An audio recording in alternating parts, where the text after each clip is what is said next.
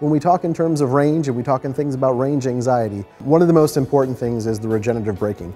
The regenerative process is paramount in making an EV system sustainable for everyday use right now. From the moment you start driving a gasoline engine, for example, you'll never have more fuel in the tank because you're always running, you're always using a bit. But that's not necessarily true in an EV. You can actually, as you drive downhill, for example, actually put more energy back into the tank than you previously just had. So that's a pretty neat concept and a little bit of a difficult one to wrap your head around until you really think about what's happening in there.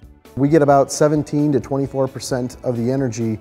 We can recapture that energy and put it back in there. So when we talk in terms of range and we talk in things about range anxiety, regeneration is absolutely a very important fundamental cornerstone of this system architecture. Speaking of range anxiety, I talked about the exterior, what we did improvements to the exterior of the vehicle, but also in the interior, you have auxiliary power, your HVAC system, you have your HID headlamps. Those areas also we really concentrated on trying to minimize the auxiliary draw. The electric vehicle gave us a lot of good opportunities or exciting opportunities to do for exterior lighting. Especially in the area of energy consumption or energy efficiency, power consumption optimization. We were able to use a lot more LED lighting technology. A typical low beam unit uses 55 watts or 110 watts, whereas we're cutting that down by about 48%.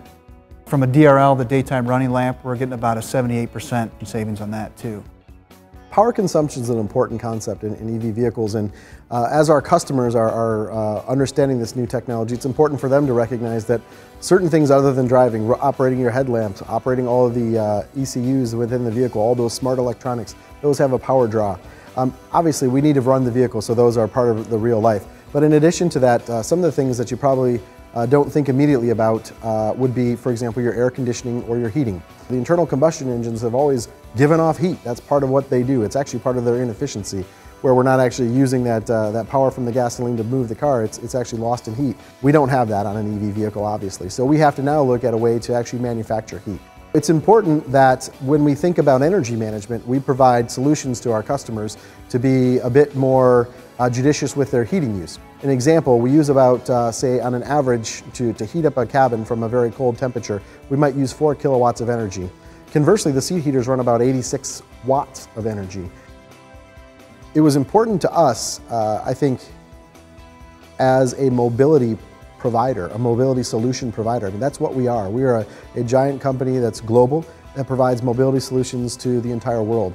And as part of that, sustainable mobility is very, very important. Once again,